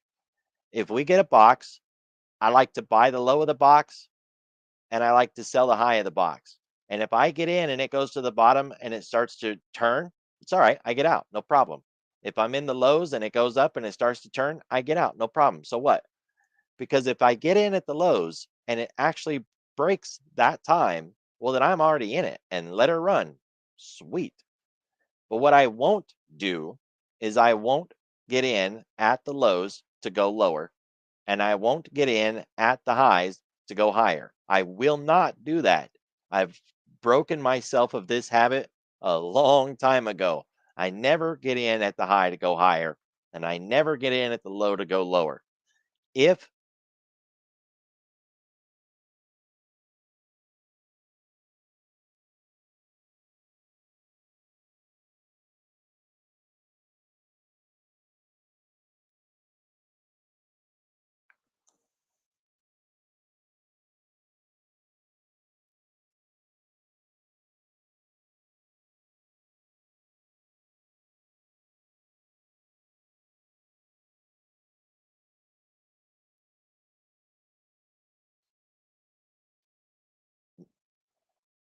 now for the one that you just pointed out, I too would see that as a break of the box. Now we're finally leaving, right? Which is I was getting there too. If you don't trade short off the high and long off the low for whatever reason, say you just got here and it's back at the lows and you're like, shoot, look, I missed all these chances. And you just got here when this one's running and you're like, shoot, I'm not in, I'm not in. And it breaks out. You ain't missed nothing. Relax. You ain't missed anything. Let that bar close, snap the mid, and wait for the wick. Wait for the wick, baby. Catch the wick, and if you don't catch the wick because it moves too fast, catch as it runs back through the close. If you don't get the close, catch it as it runs through the high. That next bar still lets you in. And if you still missed it, it's okay. Look at the next one. It gave you a wick. Be patient. Ask the question, where would I want to get in, not where do I have to get in? Study these breakouts because they'll let you plan your trade. Are they all going to look like this? Heck no. But you will see this again, right? And you can wait for it so that if it doesn't give you a good trade on the ones that you've studied, fine. Take a picture of the new one that you just found and study that because that one will happen again too. And eventually you're going to have a lot of them and there's just going to be some that you miss. But for me, I try to get in along these lows so that I can go high and I try to get in across these highs to go low and I don't want to do both, right? I don't want you guys to think I'm going to short it here and then I'm going to run up here and then I'm going to short it here and I'm going to run it back here. I won't do that. If I think we're going down, I'll keep trying to get in across the highs. And if I think we're going to go up, I'll keep trying to get in every time it gets to those lows until it proves me right. Or if it goes against me and it proves me wrong. And then at least I know, okay, right? Like if I was shorting these highs, if I shorted that one, it worked. I made a little bit. I shorted that one and it worked. I made a little bit. And then it came back up. Maybe I shorted it, maybe not, but it told me, hey, you're wrong. We're not going down. Okay, fine. Now I flip over and now I get my entrance off the wick. It's fine. Right. But I don't want to do both. You want to have a bias already in place that says, I think I should be trying to trade this higher, or I think I should be trying to trade this lower. That's me. That's how I do it. And if I can't tell, because I can already say, I already know someone's saying, but how do you know? Sometimes you don't. If I look at the box and I have no idea if I think we're going to break out higher or lower, then I do sit the heck out and I let it break out to show me which way we're going to go. I'll look for a Busby, a pullback, a wick across the half of the breakout bar. Any of those things will give me an opportunity to hop in without trading the breakout bar itself because I don't want to trade the breakout bar. Why? Because I don't like to buy the high of a bar. right? It's my own rules. There's no magic to those rules, by the way. My way can lose. You know what I mean? Like my strategy, my success rate is less than 70%. And I'm very happy with that. I don't not sad even in the tiniest bit. Sure, I would love to win more, but the tactic that will allow me to win more means that I will make less money. And I want to make money. I want wins, but I want money more. So less than 70 is fine with me. If I tweak the settings, I can win more often, but at the end of the week, at the end of the month, I don't make as much money. And I don't like that.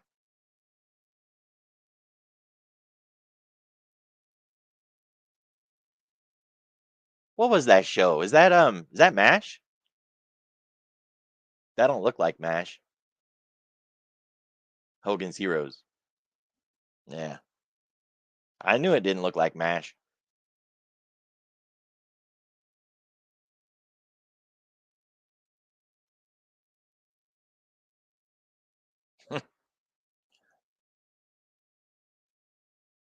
So gather examples, study them.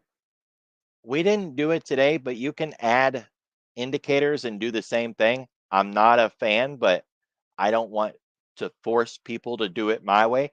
You can do, MACDs, RSIs, stochastics, whatever you want to do, and you can do the same thing to where you can find the signal, find the setup, take pictures of it, study the heck out of it. Look at that reversal on the day, right? Price stalled out. The MACD was giving every indication of what direction we were going to go.